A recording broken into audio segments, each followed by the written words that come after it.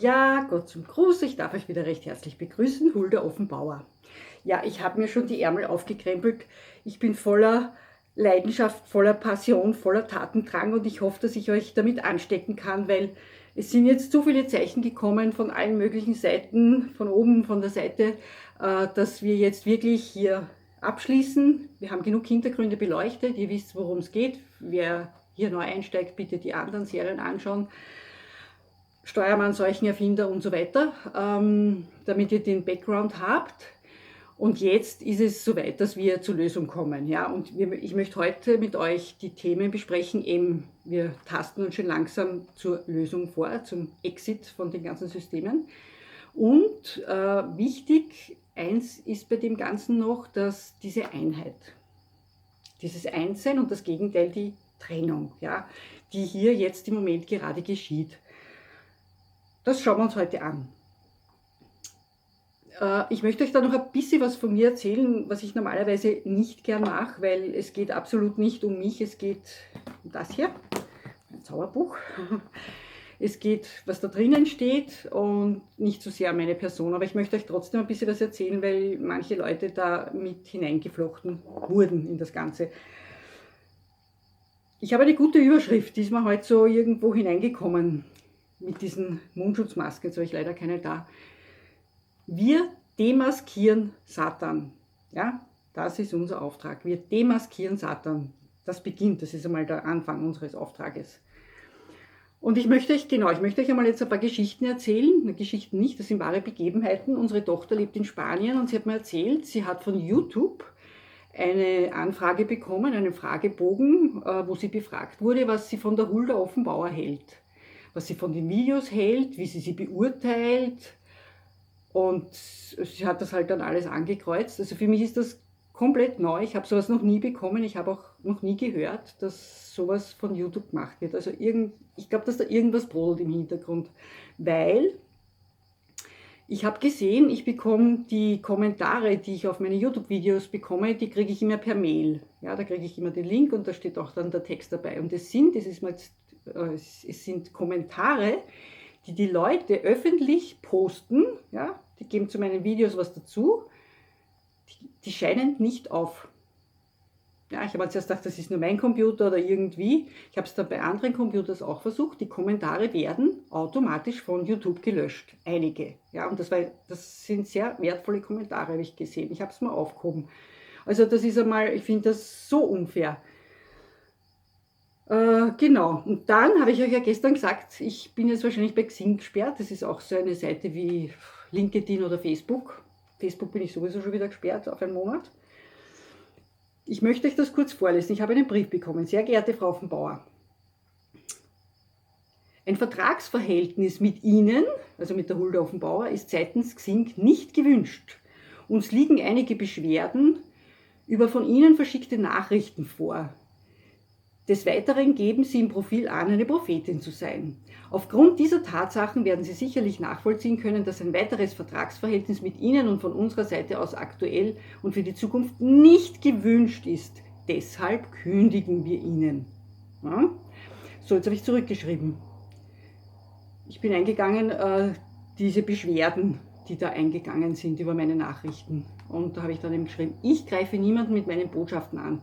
Die Leute greifen mich an, weil ihr Glaubensgut mit meinem nicht übereinstimmt. Wo ist da Toleranz und Meinungsfreiheit? Das frage ich mich auch über ihr Xing und eigentlich über den ganzen Staat.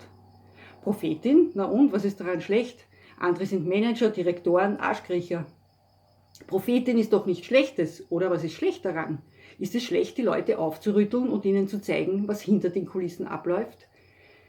Ist es schlecht, wenn ich ihnen helfe, in ihre göttliche Kraft zu kommen, damit wir gemeinsam diesen momentanen Wahnsinn auf unserem Planeten beenden? Wenn Sie, in Klammer Xing, mich deshalb rausschmeißen, dann zeigt diese Zensur mir lediglich, dass Sie zu diesem ganzen verlogenen Pakt dazugehören, die uns Verschwörungstheoretiker nennen. Glaubt mir, ihr seid auch nicht mehr lange an der Macht. Und mit solchen Mainstream-Schäfchen, die auf ihrer Stirn 666 stehen haben, will ich ohnehin nichts zu tun haben. Aber für jegliche Entscheidung werdet ihr mal Rechenschaft geben müssen. Die Wahrheit schreitet unaufhaltsam auch ohne euch voran. Mir werden sich andere Türen öffnen, denn ich arbeite mit Gott und dem ganzen Himmel. Jesus segne euch. Hulda, die Prophetin, hat gesprochen. Und ich möchte an dieser Stelle sagen, ich habe einige Leute auf Xing. Sorry, dass ihr mich nicht mehr seht, vor allem diese Monika, Kolo, irgendwas, so ein komischer Name. Auf jeden Fall vielen Dank für die Blumen und Jesus sei weiterhin mit euch. Ich hoffe, ihr habt den Kanal abonniert, weil ich kann euch leider jetzt nicht mehr schreiben. So, jetzt werden wir einsteigen. Und zwar, ich möchte euch sagen, ich habe eine Soul Sister und wir sind beide, also sie kriegt immer ihre Zeichen, ich kriege immer meine Zeichen und wir sind fast immer auf derselben Linie. Und ich habe bekommen, jetzt eben auf diese Lösung hinzuarbeiten, dass ich jetzt mit der Lösung komme, aus diesem Wahnsinn, und sie hat bekommen, der Exit aus dem ganzen System. Also passt wieder super zusammen. Und jetzt möchte ich euch zeigen, was da eigentlich so im Groben geschieht. Was da abläuft. Ja? Im Groben geschieht eigentlich, dass wir getrennt werden. Wir werden getrennt. Wir werden von so vielen getrennt. Wir werden von unseren Lieben getrennt. Wir werden von den Menschen draußen getrennt. Ja, es darf keinen Körperkontakt und nichts mehr geben, was noch schlimmer werden soll. Und das ist einmal das Körperliche. Ja? Und noch dazu dann die ganze Manipulation und die Angst. Das kommt noch dazu. Ja? Diese Angstschürung, ja, von unserem lieben Herrn Sebastian in Österreich. Ihr habt den Spahn und die Merkel in Deutschland. Es sitzen überall Gemaxeln drinnen. Also durch diese Manipulation und Angst, das trennt uns von unserer göttlichen Kraft, die wir da drinnen haben in uns. Ja? Und das trennt uns auch von Gott, von dieser Gemeinschaft mit Gott, weil wir so manipuliert sind und so in Richtungen gelenkt werden und uns so ärgern und ängstlich sind, dass wir gar nicht mehr auf diese Verbindung, die wir hier haben, dass uns das eigentlich trennt gedanklich, weil andere Gedanken ständig in unserem Kopf umherumschwirren. Ja? Und Trennung ist eigentlich das Stichwort von unserem heutigen Äon, von unserem heutigen Zeitgeist. Das ist ein Zeitgeist, kann man eigentlich sagen. Ja? Jetzt schauen wir ganz weit zurück. Ihr wisst ja, das ist eine Leidenschaft von mir. Back to the roots. Schauen wir, wo kommt das her? In der Bibel. Es gibt ein griechisches Wort, das heißt Diabolos. Diabolos heißt Verleumder, Entzweier, Trenner. Das kommt von Diabeilein, das heißt im Verleumden, Entzweien, Trennen, Verfeinden und Durcheinanderwerfen. Ja, das geschieht jetzt mit uns. Wir werden getrennt. Und da sehen wir, wer hinter dieser Trennung steht. Und wenn wir getrennt sind von uns selbst, getrennt von dieser Göttlichkeit in uns drinnen, getrennt von Gott, dann sind wir unfähig, etwas zu tun. Und das sagt schon Jesus. Ja, in dem Kapitel Johannes 15, Vers 5 sagt er, getrennt von mir könnt ihr gar nichts tun. Das heißt, wenn wir getrennt sind von Gott, können wir gar nichts tun. Ja? Und in Vers 7 steht, wenn ihr in mir bleibt und meine Worte in euch bleiben, werdet ihr bitten und es wird euch geschehen. Ja, bitten wird auch übersetzt mit verlangt. Wenn ihr begehrt, was ihr wollt, so wird es geschehen. Ja, das heißt, wenn wir in Jesus bleiben und er in uns und seine Worte in uns, dann können wir, ich sage das jetzt gleich so frech raus, dann können wir alles tun. Ja, ohne mich könnt ihr nichts tun. Ich in euch, meine Worte in euch, könnt ihr alles tun. Also es liegt an uns. Wir müssen schauen. Es liegt echt an uns, haben wir diese Einheit oder sind wir getrennt? Haben wir uns vom Teufel, vom Diabolos trennen lassen oder sind wir in dieser Einheit? Weil nur in dieser Einheit können wir was machen. Das ist ganz wichtig, das brauchen wir für die Lösung, für den Ausgang, für den Exit. Ja. Mit mir könnt ihr nichts, aber mit mir und mit meinen Worten in euch könnt ihr alles tun. Vereint mit mir könnt ihr alles tun. Und Jesus hat ein Gebet gesprochen, ein sogenanntes hohepriesterliches Gebet, das ist Johannes Kapitel 17. Und da hat er den Vater gebeten, für die halt nach seinem Abschied noch auf der Erde sind. Das sind eigentlich wir, ja, und die Menschen halt nach ihm. Und da verwendet Jesus einen Ausdruck, den ich eigentlich sonst fällt mir jetzt keine Stelle ein, dass ich das gefunden hätte in der Bibel, wo Jesus sagt, ich will.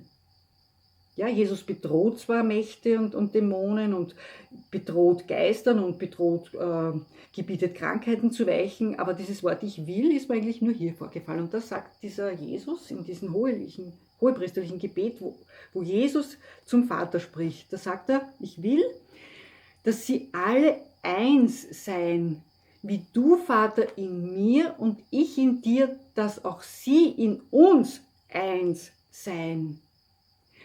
Dann wird nochmal wiederholt, dass sie eins sein, wie wir eins sind, der Vater und der Sohn. Ich in ihnen, du in mir, dass sie eins vollendet sind. Ja? Das ist unser Hauptaugenmerk soll darauf sein. Diese Einheit, weil nur in dieser Einheit können wir mächtig sein und können wir was tun. Ja? Und so wie Jesus mit dem Vater eins war, so sollen wir auch eins sein mit dem Vater und mit Jesus. Ja? Dadurch sind wir vollendet. Und in den folgenden Versen steht dann noch drinnen, was Jesus den Vater auch bittet. Er sagt hier, ich bitte nicht, dass du sie aus der Welt nimmst, sondern dass du sie bewahrst vor dem Bösen. Ich meine, Jesus hätte ja auch sagen können, okay, er weiß, was kommt, nimm sie einfach raus aus der Welt, damit sie den ganzen Übel entgehen können. Hat er nicht. Er hat gesagt, dass du sie bewahrst vor dem Bösen. Ja, wir sind umgeben von dem Bösen, aber wir sind auch bewahrt in der ganzen Sache.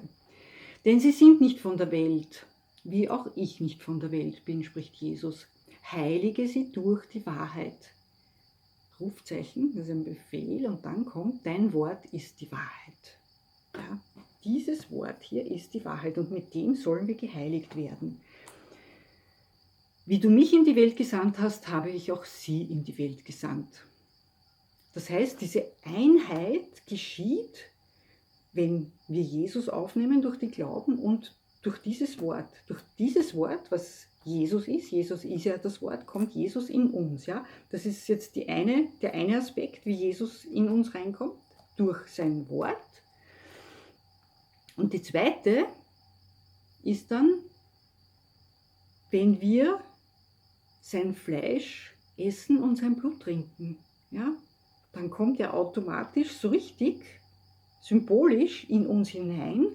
Und wenn Jesus in uns hineinkommt, kommt er hinein mit all seinen Eigenschaften, mit all seiner Macht und Autorität. Dann ist Jesus in uns und dann haben wir diese Macht. Ja? Auf der einen Seite das Wort, auf der anderen Seite das Abendmahl.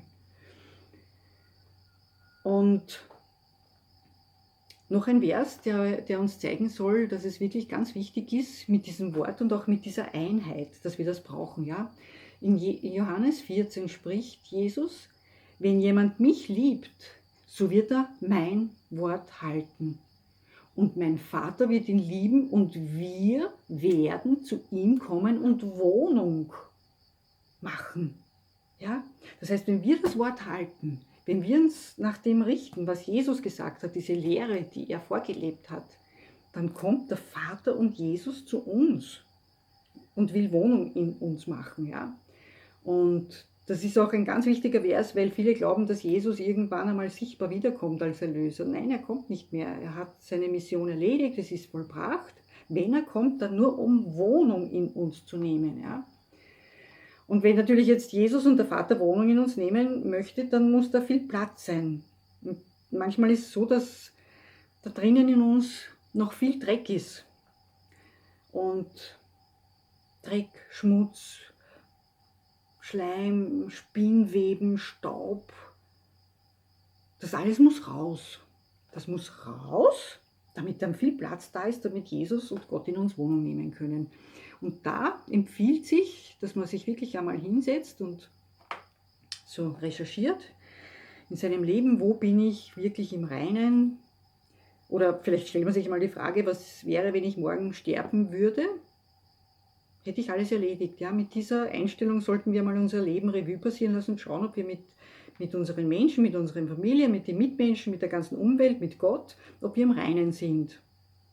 Und unterstützend dazu würde ich vielleicht noch ein sogenanntes Absagegebet sprechen, weil es ist oft so, dass wir uns diese Quälgeister irgendwo einfangen und die uns dann gedanklich beeinflussen, unsere Gefühle, unsere Gedanken in eine andere Richtung lenken.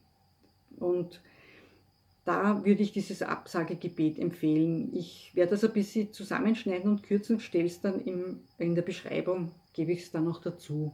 Das kann man dann noch mit einflechten. So, und jetzt kommt ein lateinischer Ausdruck. Die Lateiner unter euch werden diesen Ausdruck sicher kennen. Ja? Und das heißt divide et impera. Das heißt teile und herrsche. Das heißt teile, das haben wir gesagt. Wir wissen auch, wer das macht, wer uns da auseinander teilt. Wer uns teilt von unseren Familien, von unseren Enkelkindern, von unseren Großeltern. Ja, wer uns da teilt, das wissen wir. Das heißt, wir sollen zuerst geteilt werden und dann herrsche, dann sollen wir beherrscht werden. Das ist der Plan, aber er wird nicht aufgehen. Ja. Schauen wir uns einmal diesen Begriff an. Dieses Teile und Herrsche, das ist, man teilt so lange, bis sie beherrschbar sind.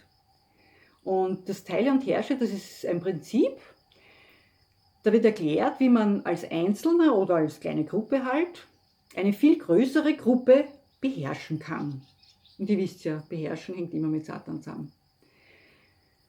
Wie macht man das? Man muss sie nur in Untergruppen einteilen, damit sie dann einander sich durch widerstrebende Interessen und Ansichten sich selbst aufspalten. Also man teilt sie in kleine Gruppen auf und dann durch diese verschiedenen Interessen, die man ihnen vorgibt, dann spalten sie sich auf und trennen sie sich.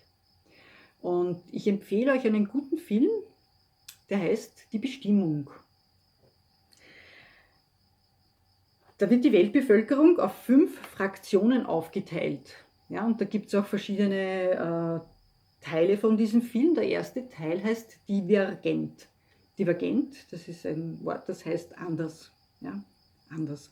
Und das ist für uns auch ganz wichtig, dass wir in dieser Situation, wo wir jetzt sind, wo wir wirklich die Lösung durchziehen wollen, angreifen, vernichten und das alles durchziehen wollen, dann müssen wir oder sollten wir oft anders denken. Ja? Eben dieses lösungsorientierte, dieses zielorientierte Denken. Ja? Ich habe in unserer Bekanntschaft, haben wir im Moment einen Mann, der ist dem Tod geweiht. Ja? Der hat binnen Wochen seinen ganzen Körper übersät mit Krebsgeschwüren. Ja, alle Organe sind übersät, das Wasser schwemmt schon den ganzen Körper auf. Ärzte haben nur mehr aufgegeben, sie wüssten gar nicht, wo sie anfangen sollen und haben diesen Mann nur mehr nach Hause geschickt zum Sterben. Ja. Und wir haben jetzt mit diesem Mann Kontakt aufgenommen und haben gesagt, okay, das ist die eine Situation, das ist das Sichtbare. Das ist das Sichtbare, das sind die Diagnosen, die Röntgenbilder, das, was der Arzt gesagt hat. Aber wenn ich jetzt umschwenke und divergent denke und anders denke und man denke, nein, ich will nicht sterben, das ist mein Leben, ich bin ja noch viel zu jung. Ich habe Enkelkinder und was weiß ich.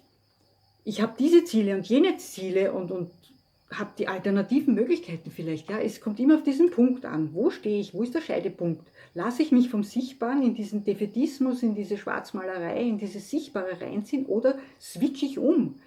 Wir können in jeder Situation diesen Umswitcher machen. Ja?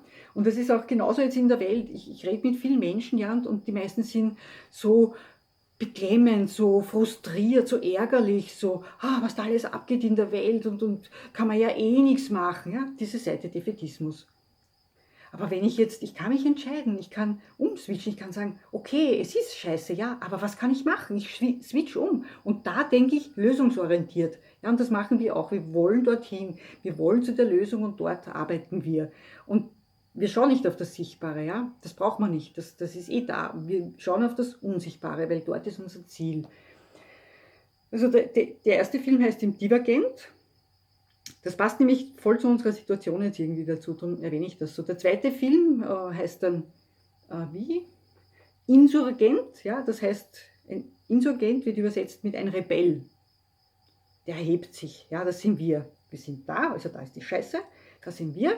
Wir switchen um, lösungsorientiert, wir heben uns in diese Richtung. Ja? Und der andere Film, der letzte, die Folge dann noch, das heißt elegant. Das heißt eben öffentlich etwas machen, leidenschaftlich, treu, unerschütterlich. Ja? Das ist unser Weg, treu, leidenschaftlich, voller Passion. Ich hoffe, ich kann euch anstecken mit dieser Passion. Ja, schauen wir noch einmal dieses Wort trenne und herrsche. Durch diese Trennung wird nämlich, also durch diese Trennung, die jetzt machen mit uns, wird erreicht, dass wir als Teilgruppen gegeneinander kämpfen. Statt dass wir uns vereinen, da haben wir wieder dieses Einsein und gemeinsam gegen den Feind zu marschieren. Ja? Die wissen das ja, dass wir gemeinsam könnten wir viel erreichen, aber sie wollen uns, er will uns trennen. Das ist alles, gehört alles zum Plan dazu. Und ja, geht sich aus. Ihr kennt den Ausspruch von, ich sage euch nicht von, ich sage einmal den Ausspruch, Religion ist Opium für das Volk. Diesen Ausspruch hat der Karl Marx getätigt, und zwar Anfang 1844. Das war die Jahreswende 1834 zu 1844. Ich weiß nicht, ob das mit dem was zu tun hat. Diese Zahl 1844 ist, glaube ich, bei den Adventisten eine sehr markante Zahl, weil sie da, glaube ich, sagen, dass da, glaube ich, Jesus in das himmlische Heiligtum gegangen ist oder da irgendwie mit Erweckungen begonnen hat. Mag sein, dass da ein Zusammenhang ist. Auf jeden Fall 1844 hat Karl Marx diesen Ausspruch getätigt. Und Karl Marx sagt, dass der Staat, die Gesellschaft eine Religion produzieren, und er nennt das ist ein verkehrtes Weltbewusstsein, weil sie in einer verkehrten Welt sind.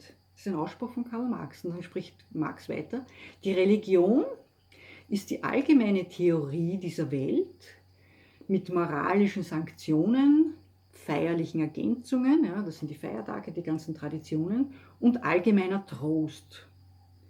Und irgendwie hat er da recht, ja, das ist unsere heutige Religion, die gelehrt wird, hängt absolut nichts mit dem zusammen, was Jesus uns da gezeigt hat. Ja. Keine Religion. Ja. Und das stimmt eigentlich, wie haben wir da jetzt genannt, das sind moralische Dinge, ja, das darfst du nicht, du darfst ja keinen Wein trinken und du darfst dich am Sabbat keinen Schmuck tragen und keine Musik hören und was weiß denn ich. Dann diese feierlichen Ergänzungen, ja, dieses schöne Ostern und Weihnachten in die Kirche, die Messe. Und ich kenne viele Leute, die sind richtige Traditionsmenschen, die sagen, das ist so schön, die Tradition, und dieses Erntedankfest in der Kirche und die Palmkatzeln Wein und was weiß denn ich, ja. Das ist wirklich unsere Religion. Und dieser Trost, allgemeiner Trost, okay, wird schon wieder gut, irgendwann wird es gut, na wenn nicht jetzt, dann irgendwann im Himmel, vertröste dich, alles wird gut. Ja, das ist wirklich unsere Religion. Das ist aber nicht das, was Jesus gesagt hat. Jesus hat uns Vollmacht gegeben, hat uns hineingestellt und hat gesagt, macht jetzt was draus, ja? Nicht mehr Culpa, mehr Culpa. Absolut nicht, den Kopf immer senken und demütig, ja, der liebe Gott wird schon machen. Nein, wir haben Macht und die werden wir nutzen, um in dieser Scheiße umzuswitchen und die Lösung, ja, das machen wir gemeinsam. Das machen wir. Und er sagt dann weiter, diese Religion, Karl Marx sagt das, diese Religion ist die fantastische Verwirklichung des menschlichen Wesens, weil das menschliche Wesen keine wahre Wirklichkeit besitzt. Wer sagt's Ihnen denn? Die Religion? Was bist denn, ein kleines Maxerl, was du einmal in der Woche in die Kirchen gehen sollst? Das ist nicht die wahre Wirklichkeit. Die Wahrheit ist was ganz anderes. Die Wahrheit steht in diesem Buch drinnen. Und wenn wir wissen, wer wir sind, wenn wir das da rauslesen, dann geschieht was. Dann halten wir den Sturm auf. Und dann abschließend sagt Karl Marx noch, der Kampf gegen die Religion ist also der Kampf gegen jene Welt, deren geistiges Aroma die Religion ist. Das ist unser Bibelfundamentalismus. Ja, ich kenne welche, die sind so auf die Bibel, auf das Wort, wie sie es gelehrt bekommen haben, fixiert, dass das trennt, ja, weil sie nicht selber prüfen, weil sie nicht selber sagen, okay, vielleicht kann es sein, vielleicht bin ich ja doch falsch gelehrt. Vielleicht ist der Pastor nicht so gescheit, wie er tut. Aber wenn ich mich ehrlich und aufrichtig einmal hinsetze, die Bibel nehme und sage, Heiliger Geist, führe du mich jetzt, zeig du mir die Wahrheit, ja, und bereit bin, Altes hinter mir zu lassen, dann wird sich die Wahrheit mir eröffnen. Ich habe es auch so gemacht, ja. Und das machen viele so und alle, die es machen, kommen auf die Wahrheit. Jesus ist treu und führt uns da. Und ich habe das wirklich erlebt. Ich war in einer Gemeinde, das war meine Familie und ich habe wirklich, hatten eine ganz enge Beziehung, eine freundschaftliche. Wir haben uns auch immer eingeladen, haben viel gemeinsam gemacht. Das war so herzlich alles, ja. Und jetzt, wo ich mit diesen Dingen komme, sie trennen sich von mir. Oh, mit dir will ich nichts mehr zu tun haben. Oh, falsche Prophetin und was weiß ich. Ja, da denke ich mir, Alter, wir haben doch so viel gemeinsam gehabt, ja. Und da sieht man, wie dieses Ding hier auch trennen kann, ja. Das wird benutzt auch zur Trennung.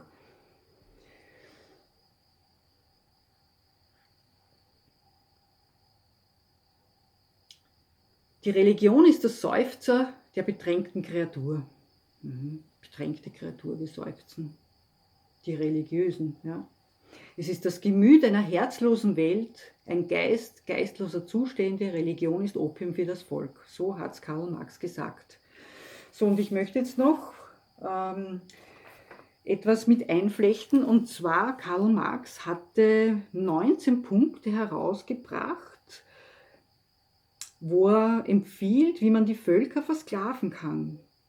Ja, das ist schon lange her, wo er das gesagt hat, und ich lese euch diese Punkte jetzt vor und dann schauen wir, wie sich das fast jeder Punkt genau erfüllt. Das müsste ich noch ausgehen, ja. 19 Punkte, die Karl Marx zur Versklavung der Völker empfiehlt. Das kann man nachlesen, das ist im Britischen Museum in London, das ist ein Katalog mit der Nummer 3926. Könnt ihr gerne mal, jetzt können wir nicht hinfahren, weil jetzt sind wir wieder eingesperrt. Ne? Und hier wird eine Versklavung nicht nur für die Völker, sondern für die Tiere, für die Natur, alles ist damit eingeschlossen. Der erste Punkt lautet, die Jugend durch falsche Grundsätze verderben. Passt perfekt. Schaut mal an, die Jugend. Ich habe nichts gegen euch Jugendliche, ja, im Gegenteil, ich liebe euch. Wir haben selbst 4 jugendliche Kinder. Aber ihr werdet durch falsche Grundsätze verdorben. Und schaut mal, was ihr meist in der Hand hält. Wo euer Geist hingeht, ja, ihr kennt diese Bewegung. Und was ihr sonst noch aufnehmt in euren Geist. Ja? Das ist gelenkt, ihr sollt verdorben werden. Ja? Zweitens, die Familien zu zerstören. Naja, was haben wir denn? Die Trennung. Die Oma darf das Enkelkind nicht sehen. Der Sohn darf die Oma nicht besuchen. Die Familien zerstören, trennen. Drittens, die Menschen durch eigene Laster beherrschen. Naja, haben wir ja alles, ne? Viertens, die Kunst entweihen und die Literatur beschmutzen. Das wahre Gute, was noch etwas bedeutet, wird beschmutzt. Die Achtung vor Religion vernichten. Ich meine, so eine Religion braucht man eh nicht, aber hier ist doch etwas anderes damit gemeint. Ja? Also Religion ist schon mit Gott in Verbindung zu bringen, wenn es auch nicht so gelehrt wird, leider. Sechstens, die Priester in Skandalgeschichten verwickeln. Brauche ich eh nichts sagen. Haben wir eh schon alles gehabt. Ne? Die haben wir auch in unseren vorigen Videos schon beleuchtet, was da alles abgeht. Mit den ganzen Homos und so. So, wo waren wir? 7. Grenzenloser Luxus und verrückte Mode einführen. Passt perfekt in unser Jahrhundert. 8. Misstrauen zwischen sozialen Schichten sehen. 9. Arbeitgeber- und Arbeitnehmerverhältnisse vergiften. Naja, passt ja. 10. Das Volk gegen die Reichen aufwiegeln. 11. Die Landwirtschaft durch Industrie ruinieren. Ja, danke, Herr Monsanto. 12. Löhne ohne Vorteil für die Arbeiter erhöhen. Mehr Arbeit, aber weniger Lohn. 13. Feindseligkeit zwischen den Völkern hervorrufen. Haben wir. Trennung, Fraktionen, Feindschaft. Und der letzte Punkt, das sind eigentlich gar nicht 19 Punkte, da habe ich mir nur 14 rausgeschrieben, keine Ahnung, die Punkte sind halt alle von Marx. Und der letzte Punkt, vielleicht habe ich mir nur die wichtigen rausgeschrieben, Ungebildete regieren lassen. Den haben wir denn heute schon erwähnt. Den Herrn Kurz, den Herrn Spahn, die Frau Merkel und so weiter und so fort. Jo, gut. So viel für heute. Und wir sind jetzt auf dem Weg der Lösung und wir werden weiter voranschreiten. Und bis dahin wünsche ich euch, wie immer, Gottes Segen.